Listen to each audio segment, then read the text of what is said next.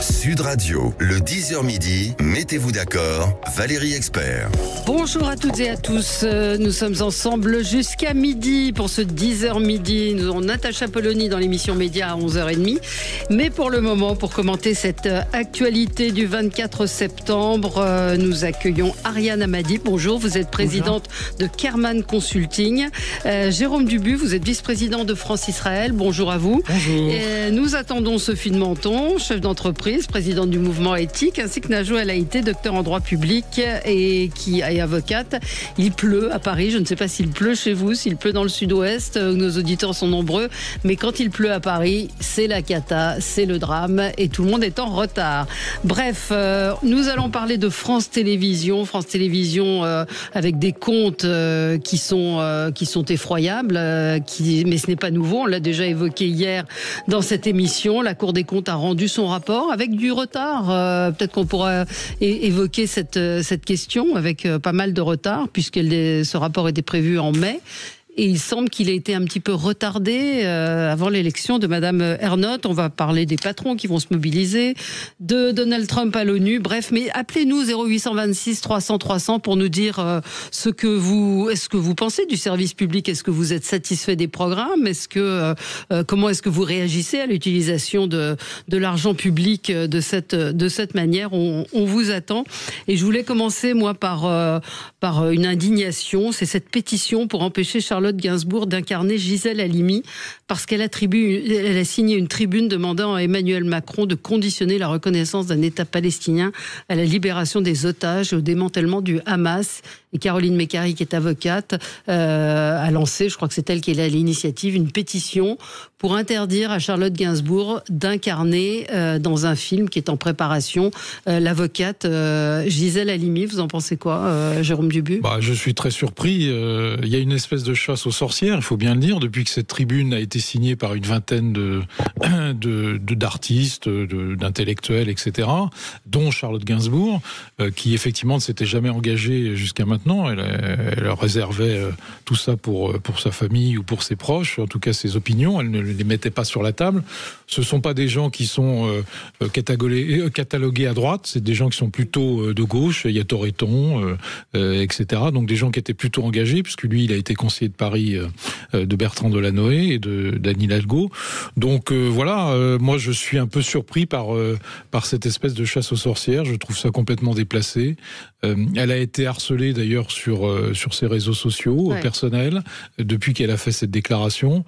Donc il faut que tout le monde se calme, chacun a le droit d'exprimer ses opinions, même si ça ne plaît pas à un certain nombre de gens, et je crois que c'est la démocratie, et on n'a pas à contester cette démocratie. Donc il faut arrêter cette chasse aux sorcières et faire en sorte que on puisse laisser Charlotte Gainsbourg et tous les autres d'ailleurs s'exprimer, quelles que soient leurs opinions. C'est également, je le rattache à l'article grande interview de Paul Watson dans le Figaro ce matin. Paul Watson qui raconte qu'il n'a jamais été aussi violemment pris à partie qu'à la fête de l'humanité. Et il dit la droite me traite de réactionnaire, d'écolo, de collabo, et la gauche me traite de fasciste. Donc ça devient le débat devient d'une violence incroyable. Oui, alors Ariane Hamadi. Oui, pardon, excusez-moi. Moi, d'un point de vue purement de communication, ce qui est intéressant, c'est comment il y a une politisation d'espace artistique, ou en tout cas, on va dire, Paul Watson, c'est, on va dire, un homme d'influence, mais donc cette politisation permanente des espaces artistiques ou intellectuels, alors même que, il faut quand même le dire, les artistes aujourd'hui ont de plus en plus de mal à prendre position politiquement. C'est en termes réputationnels. Si vous êtes aujourd'hui artiste, quelle que soit d'ailleurs la prise de position politique, je veux dire, et que vous vous exprimez, vous vous exposez à perdre la moitié potentiellement de votre public. Donc moi, ce qui m'intéresse dans ce que vous dites, c'est ça. C'est-à-dire, dans quelle mesure, aujourd'hui, sur ce sujet en particulier, la crispation est devenue telle qu'en fait, vous ne pouvez plus sereinement vous exprimer sans, en fait, être désigné dans un camp de bien ou de mal. Et donc, on est, si vous voulez, dans une moralisation du débat public qui fait que, du coup, la liberté artistique ou la liberté intellectuelle, par exemple, vous nous interrogez ce matin même sur ça, c'est parce qu'en fait, vous estimez qu'il y a une question de liberté ou pas à parler. Donc moi, c'est ça, c'est d'un point de vue de communication presque politique, c'est la politisation d'espace qui avant ne l'était beaucoup moins, ou alors, je vous rappelle que par exemple dans l'élection de Nicolas Sarkozy en 2007, beaucoup d'artistes avaient pris position. Avec Faudel qui a vu sa carrière entièrement brisée. Faudel parce que alors ça c'est côté Nicolas Sarkozy, mais même avec Ségolène Royal, il y avait aussi d'autres artistes. Et donc moi je trouve intéressant le fait, et je trouve ça regrettable, que les artistes aujourd'hui, pour toutes les raisons qu'on vient d'évoquer, aient de plus en plus de mal, et je ne fais pas de distinction gauche-droite, peu importe l'opinion. Non, c'est une intransigeance. C'est très compliqué. Si on relit la tribune, parce que là, ça c'est la forme, et sur le fond, ça casse pas trois pattes à un canard. Il rappelle simplement dans cette tribune les 20 signataires, ou les 25 signataires, je ne sais plus très bien. Il rappelle simplement, Charlotte Gainsbourg le fait, donc, puisqu'elle a signé ces tribunes, il rappelle tout simplement les 4 conditions qu'avait posées Emmanuel Macron il y a 3 mois à la reconnaissance de l'État de Palestine. La fin du Hamas. Voilà. C'est tout simple. C'est une tribune qui est très courte, qui rappelle simplement ce qu'avait dit le président il y a 3 mois. Et Charlotte Gainsbour est harcelée parce qu'ils se sont permis de rappeler les 4 conditions que le président avait posées. Et donc, on en vient quand même, comme vous le disiez, à une hystérisation du débat public qui est quand même très dangereuse. Donc Sophie de Menton et Najwa El Haïty viennent d'arriver. J'évoquais mon parti pris du jour, qui était mon indignation devant cette pétition pour empêcher Charlotte Gainsbourg d'incarner Gisèle Halimi, du fait qu'elle a signé cette pétition en faveur pour demander la libération des otages. Moi, je voudrais réagir. Évidemment, c'est scandaleux, mais ce que vous dites sur l'impossibilité de prendre la parole, c'est partout. Oui. Vous êtes à la tête d'un mouvement patronal, vous pouvez rien dire. Vous n'avez plus le droit, tout est hystérisé et la nuance n'existe plus. Non. C'est-à-dire que vous êtes, moi par exemple, il y a une nuance. J'ai trouvé le discours de Macron très bien. En revanche, je trouve que c'était pas le moment. Enfin, je suis nuancée. J'ai trouvé qu'il avait un beau discours.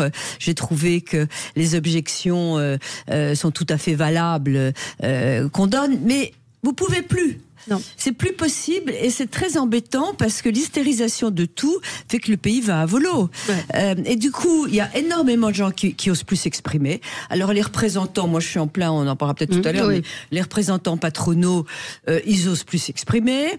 On a soi-disant ceux qui ont le monopole de la parole. Et donc c'est très très embêtant. Ça vient aussi beaucoup probablement de réseaux sociaux et du fait que tout le monde a l'impression qu'il est complètement légitime pour trancher, décider et qu'il a la juste réponse. Bien sûr. Najwa ? Non, mais par rapport en effet au fait que Charlotte Gainsbourg incarne Gisèle Halimi comme avocate ayant défendu la cause palestinienne. Moi, je trouve que c'est déplacé. Enfin, j'ai lu ça circulé sur les réseaux sociaux et j'ai trouvé ça déplacé parce que, comme vous le rappeliez très justement, il n'y a rien de scandaleux dans ce qui est demandé concernant cette tribune qui a été publiée. Non. Vous le rappeliez, c'est des conditions préalables. C'est pas que Charlotte Gainsbourg et d'autres artistes s'opposent à l'existence d'un État palestinien. Ils posent des conditions préalables à la survie, on va dire, d'Israël. Donc, je comprends pas votre position. C'est que vous comprenez, vous soutenez la pétition qui demande à ce qu'elle ne soit pas, n'incarne pas Gisèle Halimi. C'est ce que j'avais compris. Non, excusez-moi, non, pas du tout. Moi, j'ai trouvé ça scandaleux qu'on pointe du doigt Charlotte Gainsbourg. Rima Hassan en premier, qui a sorti. Ça, je suis pas étonnée. Non, moi, je trouve scandaleux qu'on pointe du doigt et qu'on la cible. Donc, on cible Charlotte Gainsbourg du fait qu'elle va incarner Gisèle Halimi parce que, soi-disant, selon certains, eh bien, c'est pas de l'antisémitisme. Une femme de paix parce que elle s'opposerait catégoriquement à l'existence d'un État palestinien. C'est aller vite en besogne. Il suffit simplement, et je le rappelle, de lire cette tribune qui est très claire. Il n'y a rien de scandaleux dans ce qui est dit. On est dans le wokisme pur. Ce qui a énervé un certain nombre de gens, et notamment à gauche, c'est que c'était plutôt des gens de gauche qui ont signé cette pétition.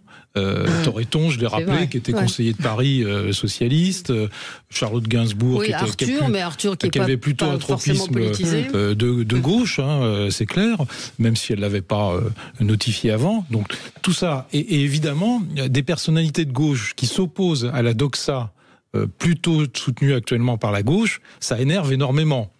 C'est tout juste si on ne les a pas traités de traîtres à la cause. Ouais. Vous voulez réagir? Oui, un tout petit mot pour compléter. Aujourd'hui, sur cette question, c'est devenu une question partisane. C'est pour ça que ça prend une teneur un peu différente, si vous voulez. Si c'était juste un débat un débat d'opinion, les choses se calibreraient un peu différemment. Comme c'est un débat partisan aujourd'hui, avec une répartition au sein de l'Assemblée nationale des prises de position, c'est pour ça qu'on est aujourd'hui en train d'en parler et que la crispation est ultime. C'est-à-dire c'est devenu un sujet politique, pas au sens de la noblesse politique, c'est-à-dire un débat public, c'est un débat politique. Donc aujourd'hui, et c'est pour ça que vous rappeliez la couleur politique des gens, on est arrivé sur ce sujet à quelque chose de strictement partisan, et c'est ça qui rend très difficile une expression, ou en tout cas surtout un débat. Ça a toujours été un sujet extrêmement sensible. Mais je rejoins Sophie aussi sur l'époque, et sur le peu de nuances, et c'est ce que dit vraiment lisez Paul Watson, qui dit oui, je soutiens Brigitte Bardot parce qu'elle est la première à avoir alerté sur les bébés phoques. Je veux dire, lui est là pour sauver les baleines et autres, et la nuance n'existe pas. On dit Brigitte Bardot facho, donc on peut pas. Et c'est cette nuance qui aujourd'hui n'existe plus. Non, et puis cette anonymisation des réseaux sociaux, il va falloir qu'on traite ça de manière sérieuse. Ça n'est plus possible de se faire insulter comme ça matin, midi et soir. Paul Watson à la fête de l'humain, c'était pas anonyme. Mais Charlotte Gainsbourg non plus. Mais en plus, les tonnes d'insultes qui sont déversées matin, midi et soir actuellement sur les réseaux sociaux de manière anonyme, ça n'est plus possible. On se retrouve dans un instant, on va parler de France Télévisions. Appelez-nous pour nous dire si vous êtes satisfait du service public, des programmes du service public, et puis sur l'utilisation de l'argent du service public. Vous êtes peut-être tombé de votre chaise en découvrant qu'il y avait 54 voitures avec chauffeur, que le salaire moyen était de 6 000 €, et j'en passe, c'est des meilleurs. À tout de suite. Sud Radio, mettez-vous d'accord, Valérie Expert. Sud Radio, parlons vrai. Sud Radio, le 10h midi, mettez-vous d'accord, Valérie Expert. Mettons-nous d'accord autour de Sophie de Menton, Ariane Hamadi, Najwa Laïté et Jérôme Dubu. On parle donc de ce rapport de la Cour des comptes, un rapport publié hier, on l'a évoqué hier dès le début de l'émission. La Cour des comptes épingle la situation financière critique de France Télévisions, un déficit de plus de 80 millions d'euros entre 2017 et 2024.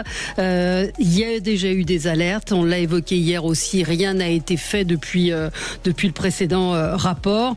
9000 salariés bénéficiant d'un cadre social généreux, c'est ce que dit la Cour des comptes, un salaire moyen brut à plus de 6 000 € par mois contre 3 600 dans le privé, et puis plus globalement il y a des choses, des dysfonctionnements qui sont peut-être à la marge, mais 4 millions d'euros de taxis en 2024, pour connaître un petit peu les différentes chaînes de télévision, nous les taxis c'est restrictif, restreint et autres. Les taxis sont pas généreux. Des cartes de carburant à 120 litres par jour. 120 litres par jour, et des véhicules de fonction, et puis un fonctionnement. On se croirait à la mairie de Paris avec Madame Hidalgo. Ça c'est autre chose. Alors appelez-nous 0826 300 300. Est-ce que vous êtes content, satisfait du service public, et que vous inspire ce rapport? Sabine déjà est en ligne avec nous. Bonjour Sabine. Bonjour, messieurs, dames. Bonjour, vous nous appelez de Gignac. Oui, enfin là, je suis à Montpellier à mon boulot, mais oui, je vous appelle de Gignac. Oui, d'accord.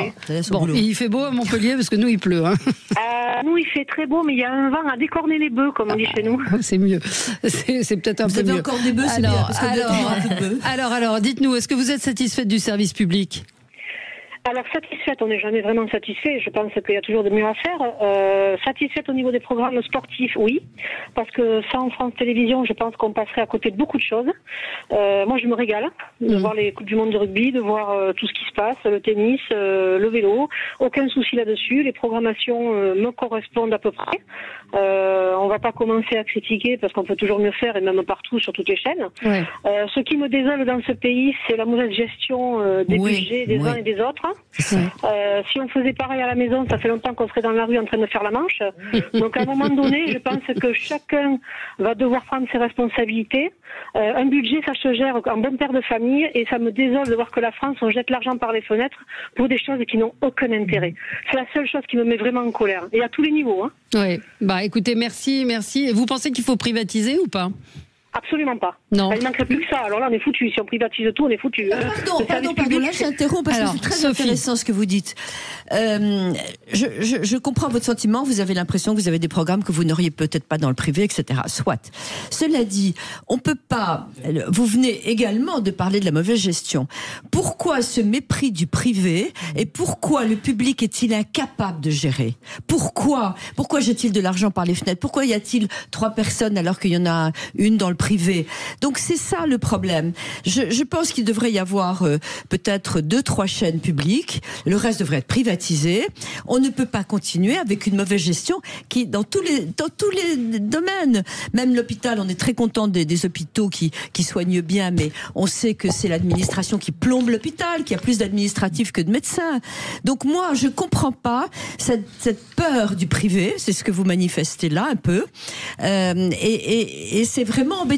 Il faut faire confiance. Peut-être qu'il faut y cahier des charges, mais vous ne trouvez pas ? C'est pas une peur, si vous voulez. J'ai pas envie de payer pour voir le cyclisme ou le tennis.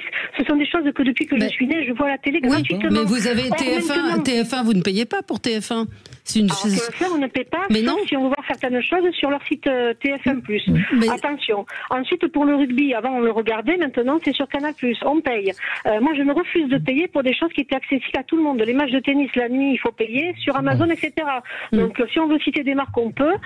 J'estime qu'il y a des choses qui nous sont vraiment. Mais croyez bien, vous avez raison. Croyez bien que vous le payez au centuple, parce que c'est vos impôts qui entretiennent ça. Oui, donc vous avez parfaitement raison. Il n'y a pas de raison de payer. On pourrait imaginer un cahier des charges en disant OK, mais ça doit être gratuit. Mais vous le payez. C'est pas gratuit. Oui. Ariane, merci beaucoup, Sabine. Beaucoup d'appels ce matin. Oui, alors 2 points. Premier point, ce qui est intéressant dans ce qui se raconte dans cet échange, c'est qu'en fait, on est autour des imaginaires sur le privé et le public. C'est-à-dire qu'à un moment donné, dans l'opinion publique, et là je vais parler en termes de communicante puisque c'est ma casquette, on a sur le service public une évolution qui n'était pas du tout le cas quand il y avait par exemple l'antenne 2, enfin ça remonte mais ça existait, qui est que les gens ont le sentiment que quand ils disent service public de l'audiovisuel, on dit leurs impôts.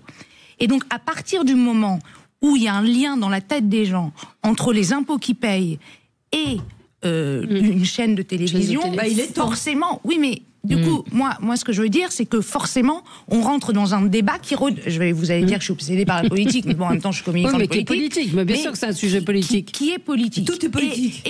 Et donc, sur le service public de l'audiovisuel, il y a un énorme sujet d'enjeux d'image, de communication pour essayer de renouer la confiance avec les téléspectateurs, etc., sur l'idée que le service rendu est à la hauteur de ce qui est payé et sans compter l'objectivité. Oui, mais l'objectif... c'est encore autre chose. C'est encore autre chose. Excusez-moi. Oui, mais par exemple, la question de l'objectivité. Prenons la question de l'objectivité. Il y a 30 ou 40 ans, quand il y avait, je sais pas, des émissions de Bernard Pivot, etc., personne ne disait le service public n'est pas objectif. Donc on voit bien qu'il y a une idée objective. Ça, je vous dément complètement. Ah oui ? Je vous dément complètement. D'abord, le service public a longtemps été en direct avec le ministère de l'Information. Ça s'appelle l'ORTF. Exactement. Donc c'était la voix du gouvernement. Donc il n'y avait pas du tout d'objectivité. Tout le monde le savait. Quand vous étiez à droite, vous contrôliez les rédactions, et quand vous étiez à gauche, quand la gauche est arrivée au pouvoir, elle a viré en 80 tout un tas de journalistes. Oui, mais est-ce que le service, je termine. Le service public n'a jamais été d'une objectivité extraordinaire. Il est moins contrôlé, à mon avis, actuellement. Simplement, il y a une partialité. Regardez la manière, je l'ai dit, je crois la semaine dernière ici, regardez la manière dont on a traité 2 pétitions complètement différentes. La pétition de la loi Duplon, où France Info, matin, midi et soir, nous donnait le nombre de signatures de cette pétition, matin, midi et soir. Et la pétition de Villiers, qui a fait à peu près le même nombre, ou est en cours de rattraper la loi Duplon, où on n'en a pas parlé une seconde. Et l'attaque Zucman. je voudrais qu'on revienne sur le financement, parce que c'est quand même le nœud du problème. C'est-à-dire qu'il y a une fuite de l'argent, il n'y a pas de gestion, en bon père de famille, de l'argent de France Télévisions. Des exemples, un ami a été viré du service public. Il avait des CDD pendant 40 ans. Il a porté plainte et il a gagné 700 000 euros avec votre argent. Ce qui me choque, c'est ce que vous disiez aussi, et ce que disait Sophie tout à l'heure. Ce qui me choque, c'est qu'il n'y a pas de sanction. C'est-à-dire que Madame Ernotte, alors on a peut-être retardé ce rapport pour qu'elle soit renommée présidente, je ne sais pas, hein, c'est un point d'interrogation que je mets, mais si c'est le cas, c'est scandaleux, parce que on s'est aperçu que sa gestion était déficiente. Donc, où est la sanction ? Il n'y a pas de sanction. Il y a aussi celle qui avait pris des notes de taxi hallucinantes que je... Non, mais ça, c'était Alina. Je vous donne la parole, Najwa, mais on a beaucoup d'auditeurs qui veulent réagir. Raphaël est en ligne avec nous, bonjour. Oui, bonjour à tous. Bonjour. Alors, vous dites que vous n'avez pas de télé ? Non, je n'ai pas de télévision pour la simple et bonne raison que j'ai été élevé sans télévision. Bon, j'ai bien sûr une tablette pour m'occuper de temps en temps, mais vu la dégradation de certains programmes audiovisuels, ça n'incite pas forcément à avoir un écran, en tout cas une télévision. Néanmoins, le sujet de fond, vous l'avez tous bien dit, c'est le poids des ressources publiques dans France Télévisions qui est très important, 2,6 milliards d'euros. On peut se demander pourquoi un groupe est en déficit alors que les ressources publiques sont importantes. Donc il y a vraiment un problème d'allocation des ressources par rapport aux résultats. Et on se demande si l'État aussi a fait son travail de tutelle, hein, parce que c'est l'argent du contribuable pour la plus grande partie. Donc il y a vraiment un sujet de fond il n'y a pas de pilote dans l'avion. Voilà. Ouais.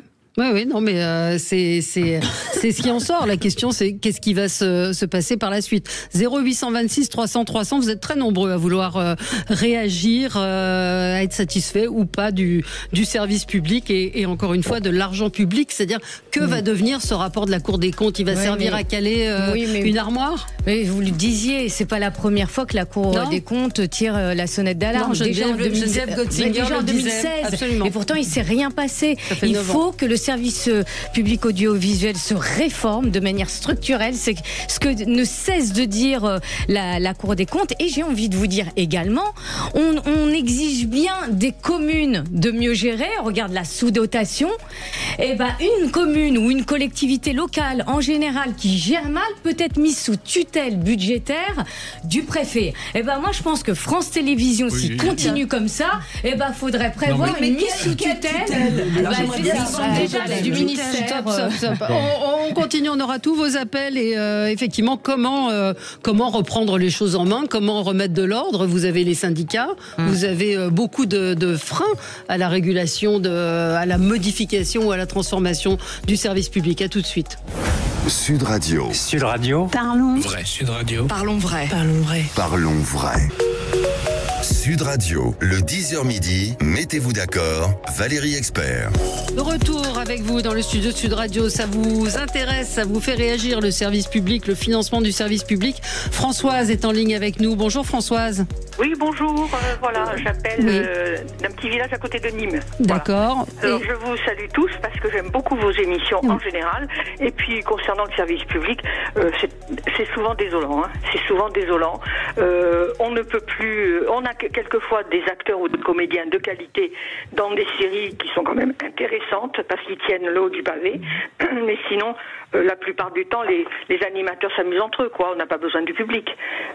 On n'a pas besoin du public. Donc tout cet argent, ça va à des jeux débiles la plupart du temps. Il y a quand même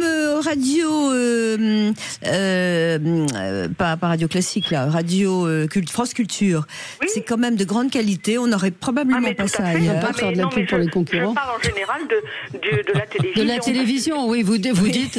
Donc par exemple, vous regardez quel journal ? Vous le 20h. Je ne regarde pas les journaux, j'écoute la radio. Je vous écoute souvent parce que vous êtes plus objectif que les chaînes nationales sur la radio.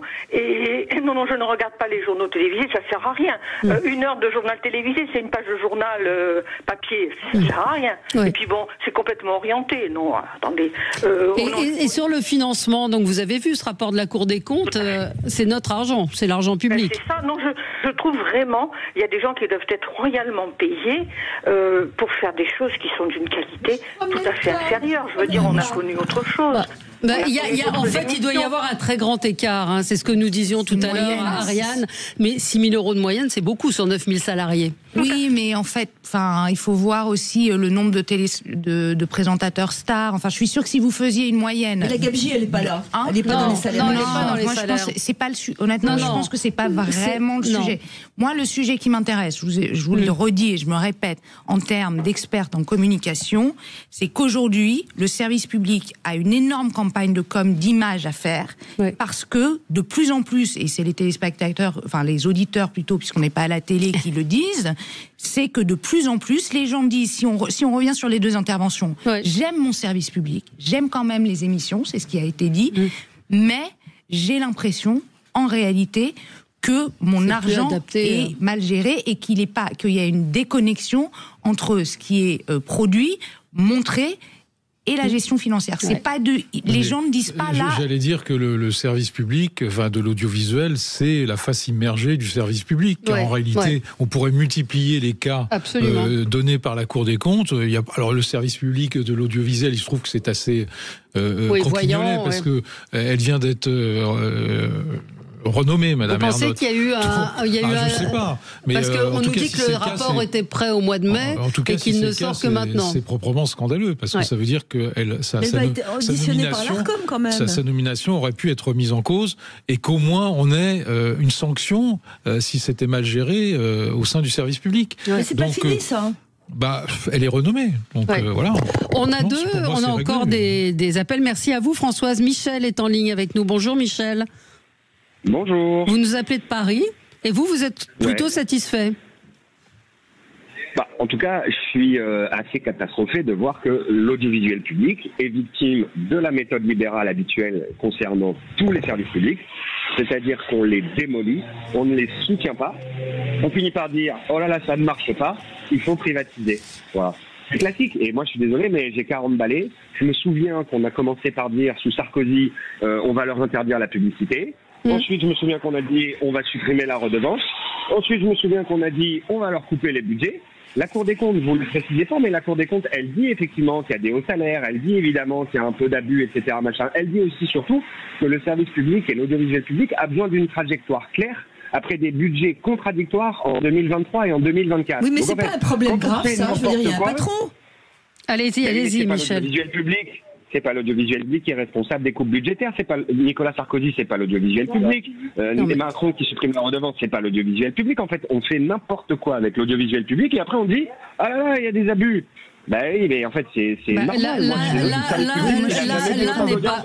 Et les deux ne sont pas liés. C'est-à-dire que c'est la gestion. C'est la gestion. Est-ce que aujourd'hui, je parle des entreprises de télévision. Est-ce qu'aujourd'hui, vous avez des entreprises qui payent des taxis aller-retour? Non, il n'y a pas une chaîne d'info qui paye ou une radio d'info qui paye des taxis aller-retour. C'est peanuts, c'est pas grand-chose. Mais ce sont les doublons dans le. Ce sont les doublons. Ce sont par exemple. Je vais vous donner un exemple. Vous êtes sur TF1. Vous avez droit à 3 CDD, ce qui est la loi. Au bout de 3 CDD, vous êtes obligé de faire un CDI ou de vous séparer de la personne.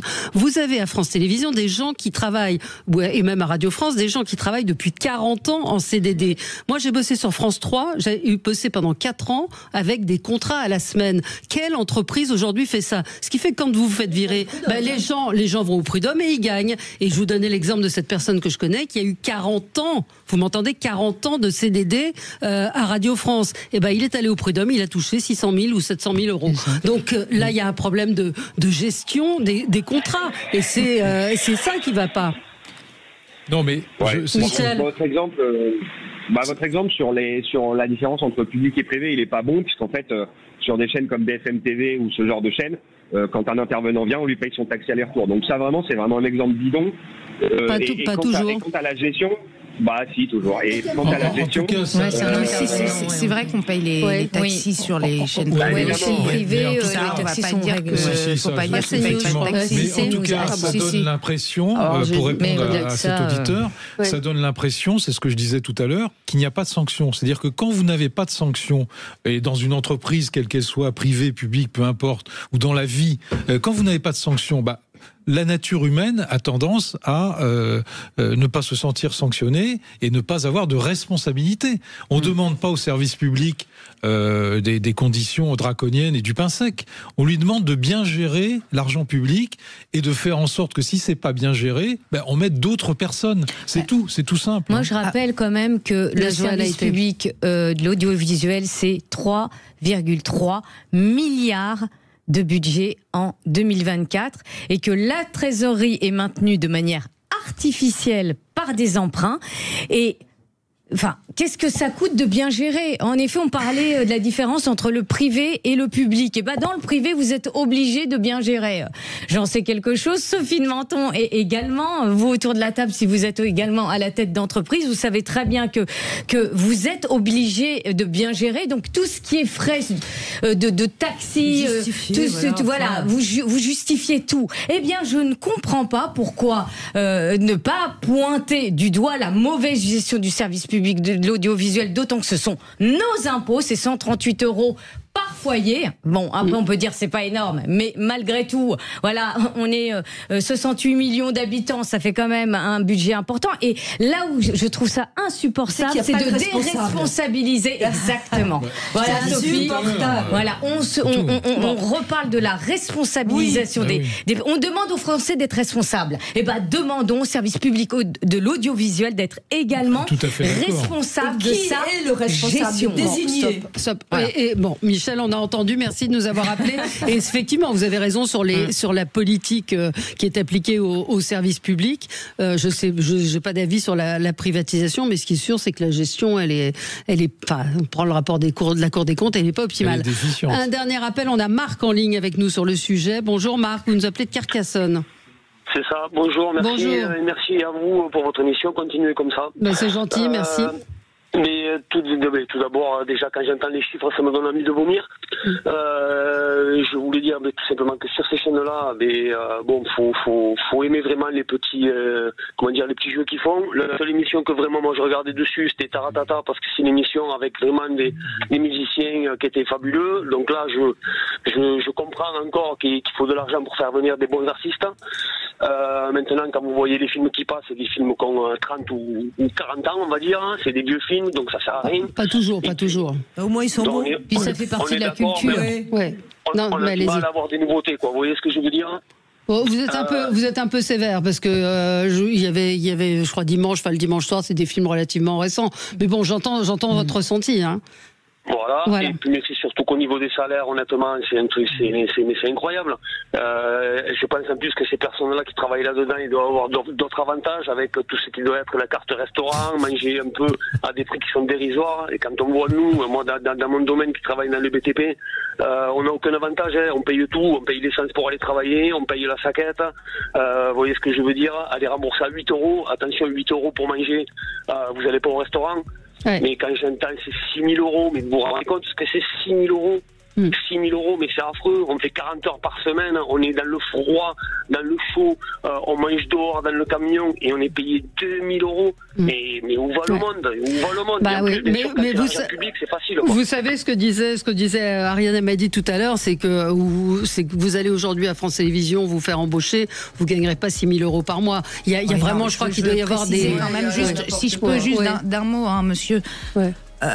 Aujourd'hui, les auditeurs le savent peut-être pas parce qu'ils connaissent pas les salaires des journalistes, etc. C'est quelque chose en fait on a beaucoup d'a priori, mais aujourd'hui, le métier de journaliste est quand même, quand on n'est pas un journaliste star, on est assez précaire. Donc moi, j'aimerais quand même remettre un peu l'église au centre du village et dire que quand on est, par exemple, ce qu'on appelle un journaliste desk, je précise aussi encore une fois pour les auditeurs, qu'est-ce que c'est ? C'est, vous savez, quand vous voyez des articles web sur France Info ou autre, vous n'êtes pas du tout payé des 1000 et des 100.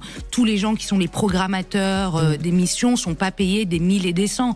Donc en fait, c'est un salaire moyen. Il il est tiré, à mon avis, par le haut, par les grandes stars. Mais vous savez, si vous demandez dans le privé, les grandes stars du JT, etc., elles gagnent aussi beaucoup d'argent. Donc, il faut juste pas trop fantasmer les choses. Les salaires qui sont sortis de 25 000 € pour les présentateurs de JT, c'est sur pas... TF1, ils gagnent pas. Non, mais ce que je veux dire, c'est que 25 000 €, c'est pas ça non plus qui fait monter le salaire moyen à 6 000 €. C'est la mauvaise gestion. Et là, on n'est pas en train d'ergoter sur les salaires. Il y a une mauvaise gestion. Ce tweet il y a quelques jours de Guillaume Durand qui disait, qui a travaillé pour le public et le privé, il dit, je lis dans Le Monde la défense de Delphine Ernotte, oui, les budgets baissent, mais une chose qu'on leur dit peu, c'est qu'une partie des fortunes producteurs de l'audiovisuel se sont constituées là-bas. Pourquoi les carrières y sont plus longues? Car les exigences d'audience plus faibles également. Et effectivement, il faudrait se pencher sur les contrats qui sont faits aux producteurs. Et sur la mauvaise gestion, il y a l'État aussi, juste qu'on précise. Parce que comment je veux juste te dire, là, on est en train de taper sur l'audiovisuel public en tant que tel. Non, on lui demande d'être plus responsable. Non, mais vous voyez ce que je veux dire.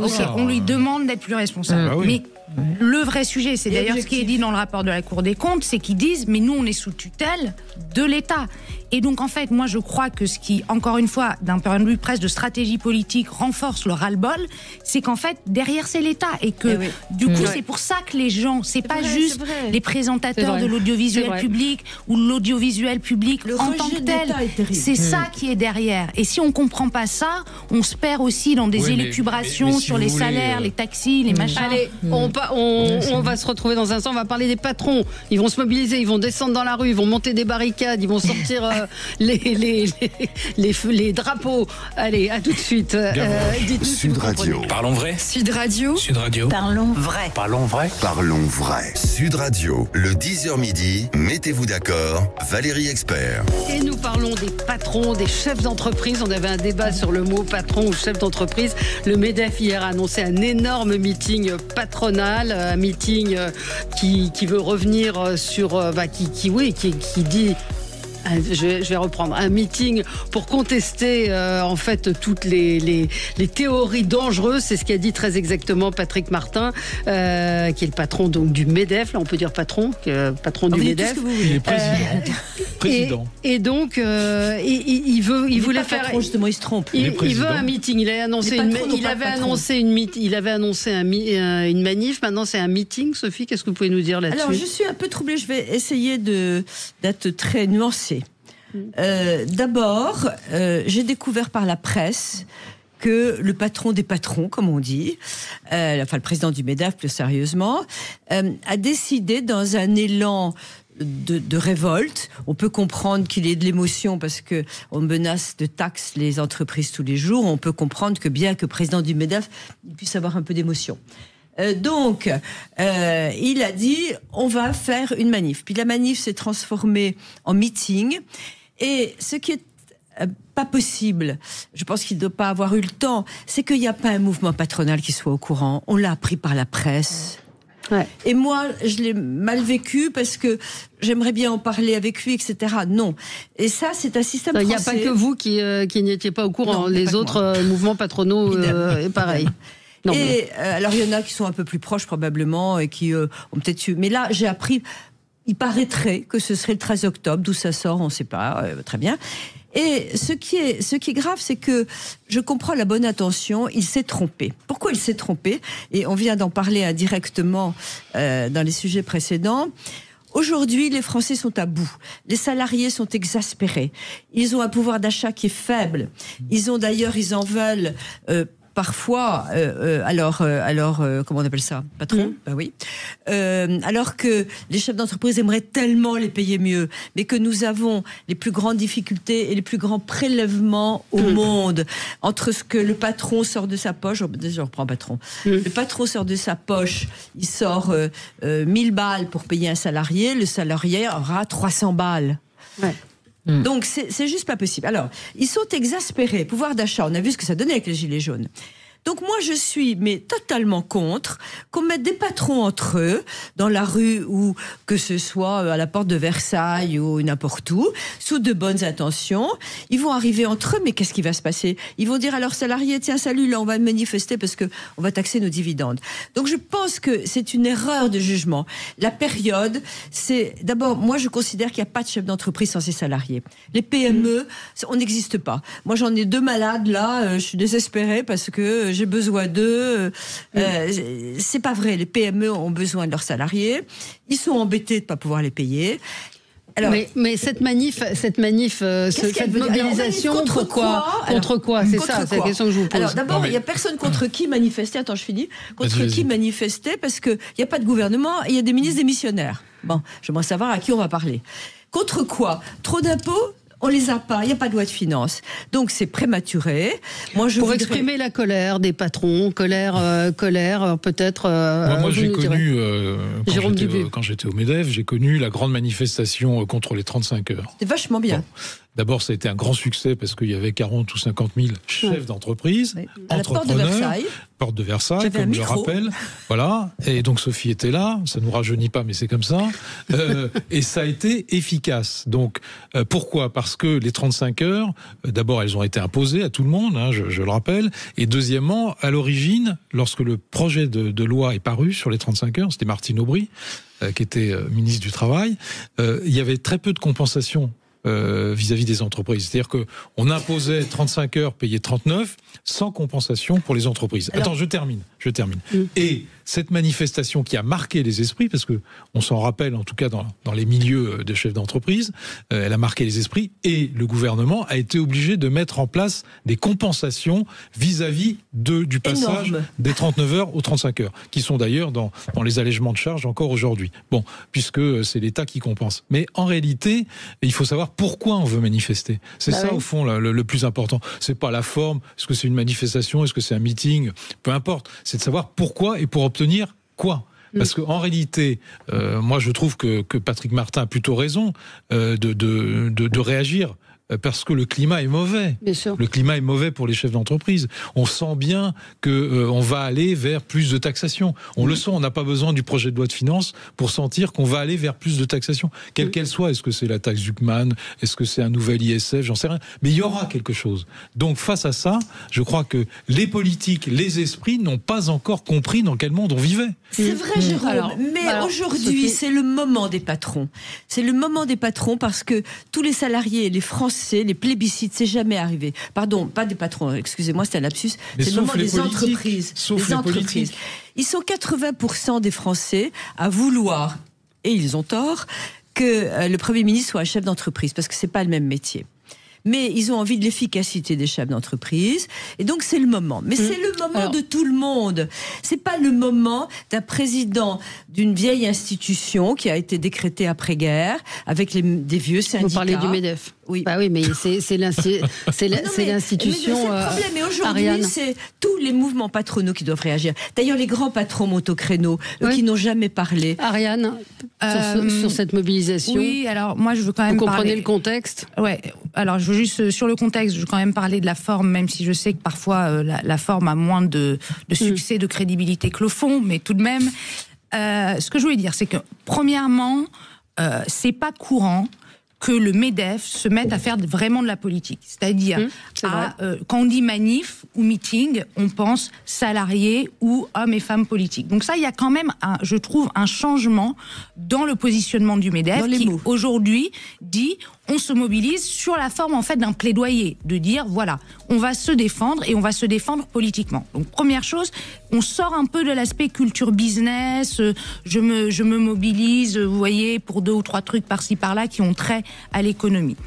La deuxième chose que je veux dire, c'est qu'il y a un sujet de reconquérir l'image du patron auprès de l'opinion publique. Parce que, quoi qu'on en dise, même si bonne en ce moment. Non mais attendez, elle est bonne, elle est bonne sur certains aspects précis parce qu'en fait, il y a une montée des attentes des citoyens vis-à-vis de leurs entreprises sur un certain nombre d'engagements sociaux, environnementaux, etc.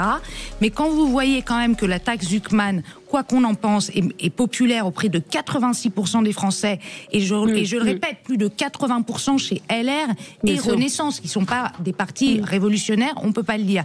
Il y a un enjeu d'image de dire, on n'est pas les gros puissants du CAC 40 avec les dividendes qui tombent. Donc, et si la CPME se joint à ce cortège, de dire l'entreprise, elle a plusieurs visages.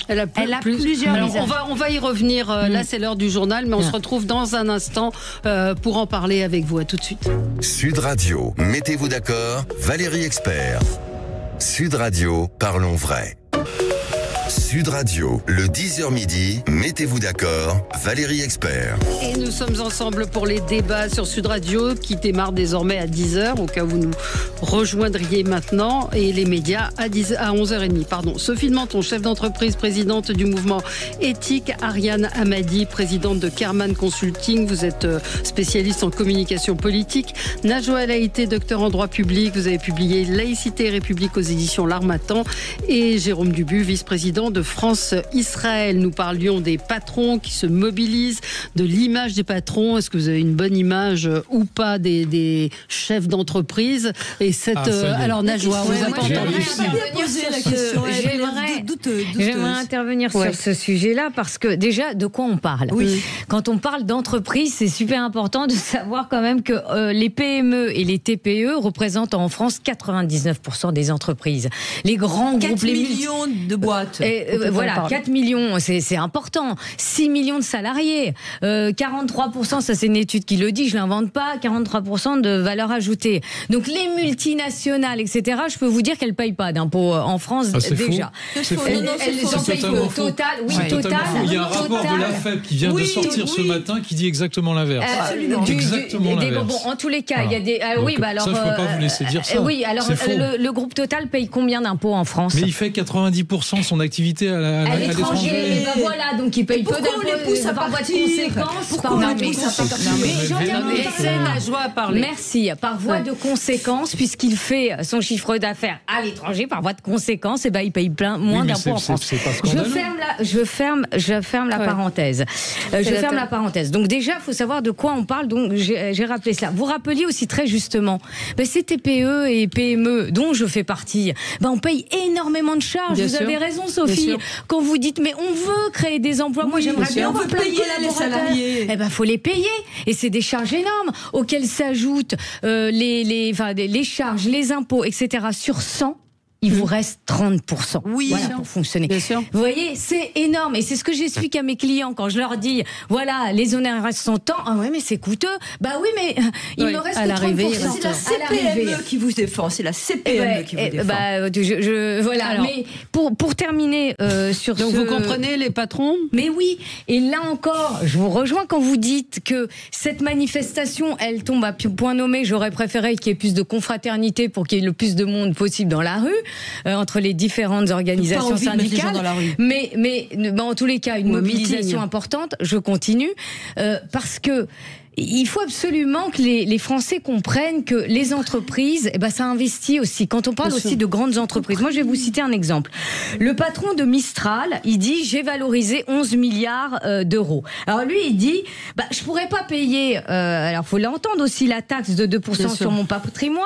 C'est pas il dit le cofondateur, donc il dit je vende pour payer. Mais oui, son patrimoine n'est pas liquide. Ça passera jamais. Les 1,7 milliard, ils vont pas dans sa poche. Il dit je réinvestis. Donc pourquoi on va me taxer 2% sur ce que je vais réinvestir? Mais son patrimoine n'est pas liquide. Arrêtons la démagogie. Et c'est pour ça que la communication des chefs d'entreprise en disant voilà nous comment on contribue à l'effort collectif, c'est super important pour qu'il n'y ait pas de discours démagogique qui puisse s'installer dans l'esprit des Français. On a un auditeur, Gilles, qui voulait réagir. Bonjour Gilles.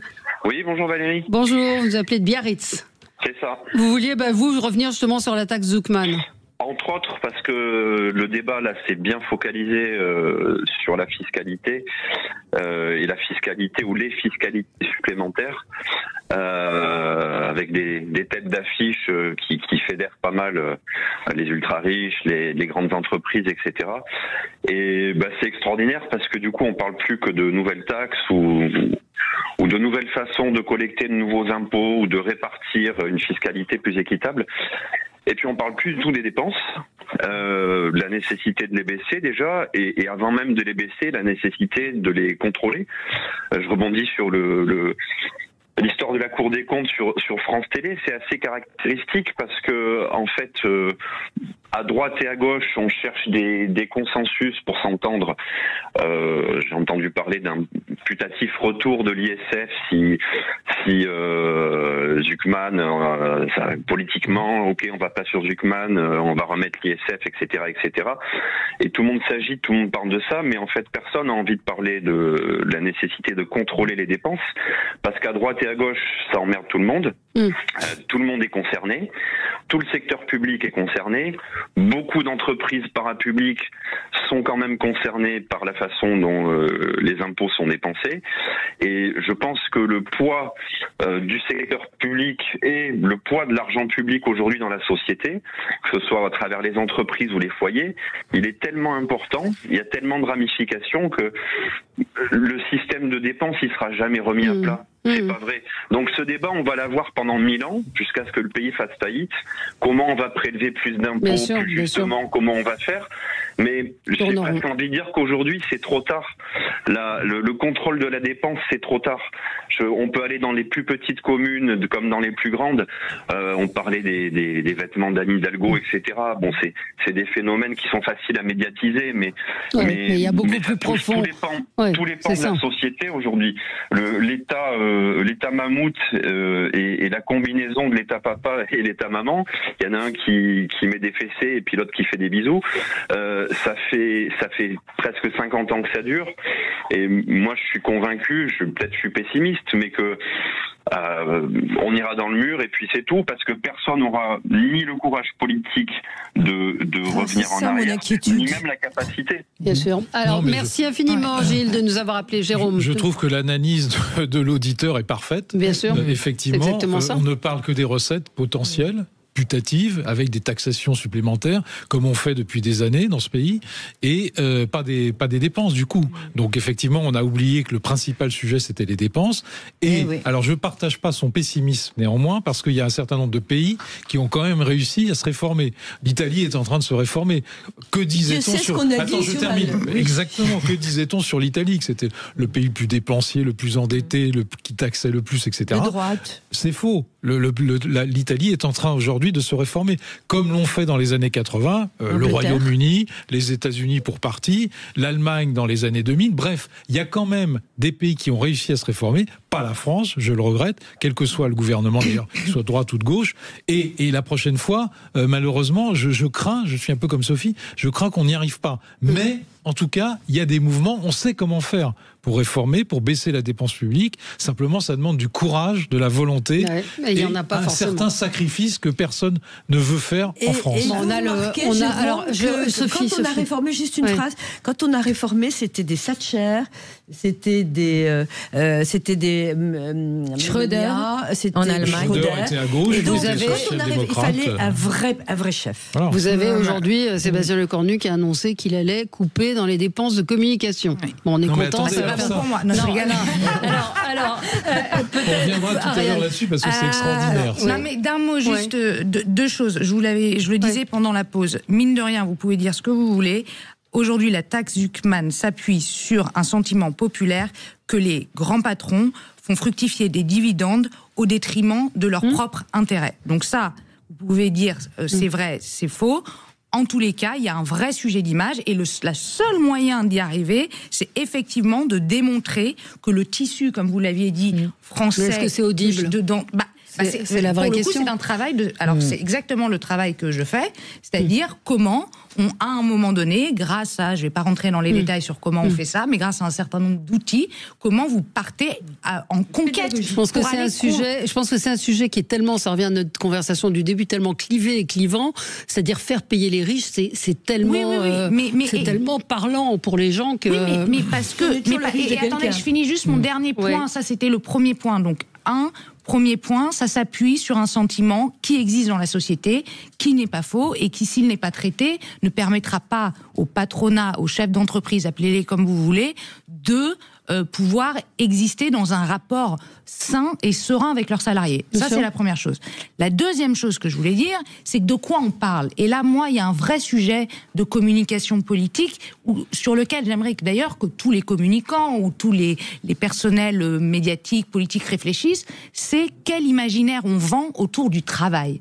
Parce qu'en fait, de quoi on parle ? Quand l'auditeur parle des dépenses, des recettes, au fond, que vous parlez des taxes, il y a un flou sur une proposition claire autour de la valeur travail, que ce soit à gauche comme à droite, je ne fais pas de distinction, et c'est de ça en très filigrane inconsciemment qu'il s'agit. Et là-dessus, on est défaillant.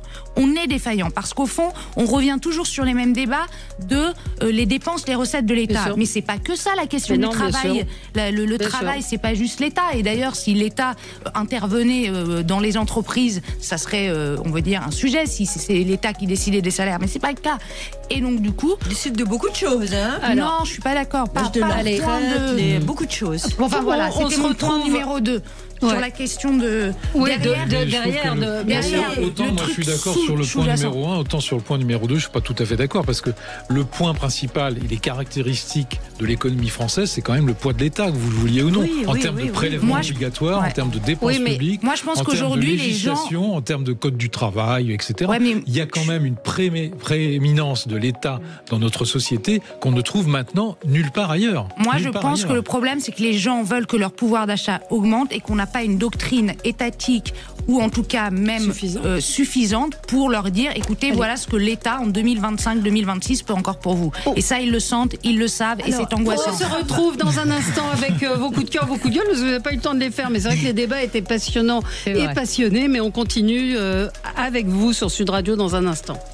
Sud Radio. Sud Radio. Parlons vrai. Parlons vrai. Sud Radio. Parlons vrai. Les vraies voix Sud Radio. Bonjour, c'est Cécile de Ménibus. Bonjour, c'est Philippe David. Et on vous donne rendez-vous avec les vraies voix demain. Pour une émission spéciale depuis le stand Mobiliance au Salon de l'Automobile de Lyon. Avec nos invités, on va parler de vous, automobilistes, mais aussi de l'avenir de l'industrie automobile. Alors, à demain sur le stand Mobiliance au Salon de l'Automobile de Lyon. Les vraies voix Sud Radio, 18h-20h, Cécile de Ménibus, Philippe David. Sud Radio, le 10h midi, mettez-vous d'accord, Valérie Expert. Alors avant de vous passer la parole pour vos coups de cœur et vos coups de gueule, une information très importante, terrible. Christophe Castaner s'est fait virer de chez Chine. Vous savez, la compagnie la société de fast fashion. Il faisait du lobbying pour eux. Et donc il s'est vu signifier la fin de sa mission après l'adoption de la loi anti-fast fashion. Ça veut dire qu'il a... C'est pas drôle, on devrait pas se moquer. Non, mais comment est-ce que Castaner va là moi, je peux pas. Nicole Gage, ils sont nombreux à avoir été. Voilà, bref. Mais moi, ça me choque, je suis désolée. Coup de cœur, coup de gueule. Najwa, c'est intéressant, ces coups de cœur et ces coups de gueule, parce que ça nous permet de voir des sujets dont on ne parle pas forcément dans l'actualité brûlante. Alors, mon coup de gueule d'aujourd'hui concerne les cyberattaques. Alors, dans le Figaro du 23 septembre 2025, on peut lire « Nous ne disposons pas des infrastructures défensives nécessaires face aux cyberattaques ». Alors, en 2025, c'est tout simplement pas rassurant. Parce que comment accepter que nos hôpitaux, nos administrations, nos collectivités locales, et je citerai un exemple concret, nos banques, nos centrales électriques soient laissées vulnérables alors que les hackers étatiques, parce qu'on parle d'influence étrangère quand même, ou criminels frappent chaque jour.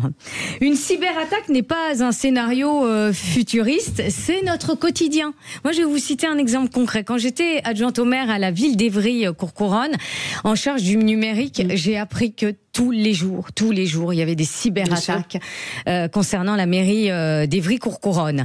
Et donc on parle d'une commune, mais on peut parler aussi de l'hôpital sud-francilien situé dans l'Essonne, qui a fait l'objet d'une cyber-rançon et d'un vol des données des patients.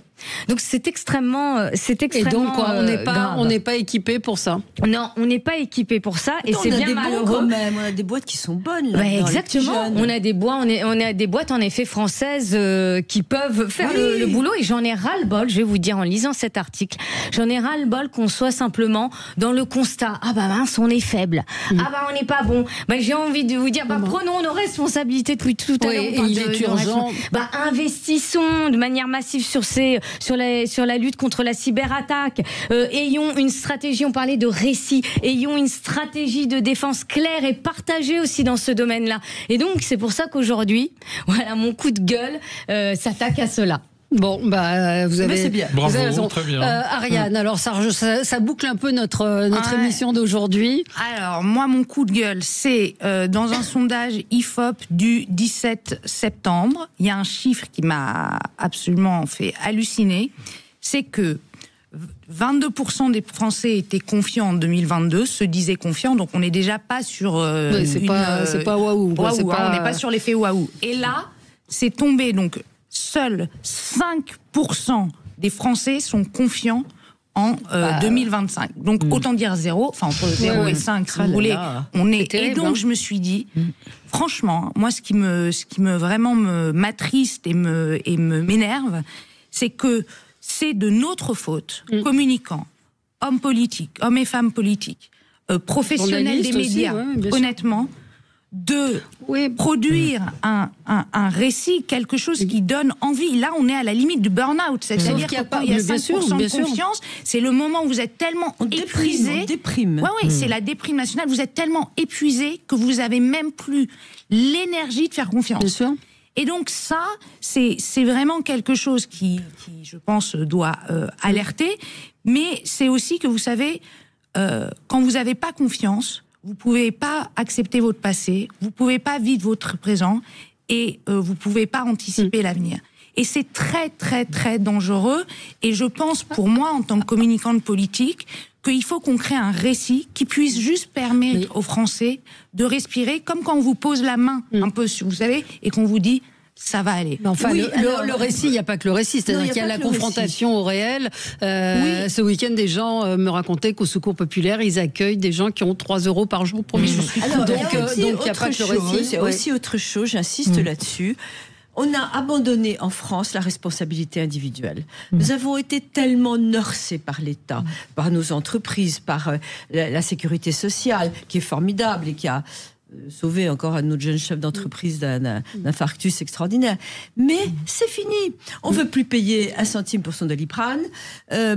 Et donc, nous n'avons plus de responsabilité individuelle. C'est à nous de mieux élever nos enfants, de leur dire de ne pas faire de bruit, avec ce prétexte de bienveillance, ils font n'importe quoi.